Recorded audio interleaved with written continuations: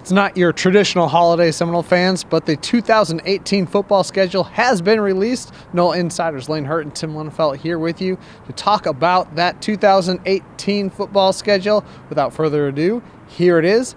Things get opened up on that Monday night, September 3rd against Virginia Tech. 5 days later, Seminoles will host Samford, then the first road game of the season against Syracuse, then back home to Doak Campbell Stadium to take on Northern Illinois. Then a 2-game road trip as the Seminoles travel to Louisville, and then the next week on October 6th, that rivalry matchup against Miami. Bye week right smack dab in the middle of the schedule. Then 2 home games, Wake Forest on October 20th and Clemson on October 27th. And then a huge road test for the Seminoles, 2 games, one at NC State on the 3rd of November, followed by Notre Dame on the 10th. Seminoles close it out at home against Boston College on November 17th. And then a little rivalry game you may have heard of as Florida State takes on Florida to wrap up the regular season. Tim, what are your impressions when you take a look at the schedule for the first time?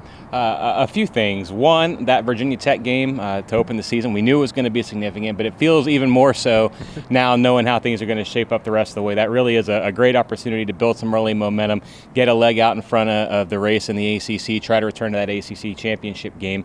And then also those 2 road swings that you mentioned, at Louisville and at Miami.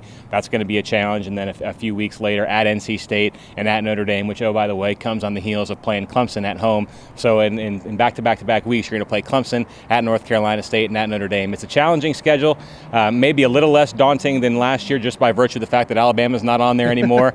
But you traded Duke out of the Coastal for Virginia Tech, and that's a huge upgrade in competition. Virginia Tech's been one of the premier teams in the Coastal Division since there's been a Coastal Division. They definitely seem like they're heading in the right direction under Coach Justin Fuente, and it's a great way to start the season. I think from a fan's perspective, there's a lot of really fun games on here, a lot of challenging games, but none that you look over and say, oh, that's one I'm not as interested in. They're all going to be pretty challenging, pretty compelling.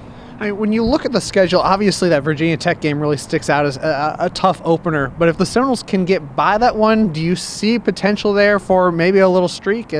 Potentially, Louisville no longer has Lamar Jackson.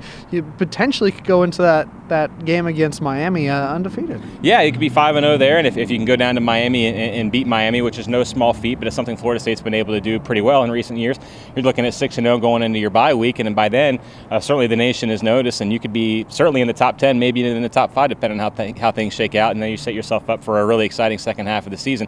No, exactly right. Like you said, you have an opportunity there, but it all starts with that one game. Not to say that you couldn't win some games after that, but just I think the tone of the season, and look, it's a season opener. Everybody's season, the tone is set by the season opener. But for Florida State, Monday night, all eyes are going to be on Doak Campbell Stadium for that game, the first game of the Willie Taggart era. It's the exclamation point, if you will, of college football's opening weekend. All eyes are on you. It really does feel significant. And then obviously that 3-game stretch late in the season, Clemson at NC State, at Notre Dame. You'd be hard pressed to find a stretch that difficult for a lot of other teams out there. No, it really is. And you know what, to me, I think what a really good barometer or measuring stick is, you want that Clemson game to matter. In the last few years, Florida State has essentially been out of ACC Atlantic contention by the time they played Clemson. So while the figure that we like to say, which is still true, that the Florida State Clemson winner has won the Atlantic every year since 2009. Last year and the year before, it wouldn't have actually mattered, because Clemson won the game, but Florida State was out of contention. That game needs to mean something. Florida State needs to still be in contention for the ACC Atlantic, or you would really like to still be in contention for the ACC Atlantic. That means you have beaten at least one of Louisville or Miami, maybe even both of them, and at that point you would love the idea to be that you're 7-0 going into that game, having beaten Wake off that bye. I think that would be a really nice sort of measuring stick. We'll see how the game turns out. It's always exciting, it's always close, and has been even in the last few years. But you want that game to be significant in the Atlantic race. Finally, 2 things you look for in every schedule. The bye week, right smack dab in the middle, a great place if you can place it there. You split your season in half. And then where are the Thursday and Friday games? There are none. Nope. Kind of a different kind of schedule for Florida State. Other than the Monday Nighter, it's all Saturdays. You know the last time that happened? I don't. 2013. Yeah, what happened that year? Turned out to be a pretty good season. They actually started on a Monday that year, too. So just saying. There you go. Tim Linnefelt says Florida State 2018 national champs. You heard it here I'm just first. saying there's some parallels, that's all.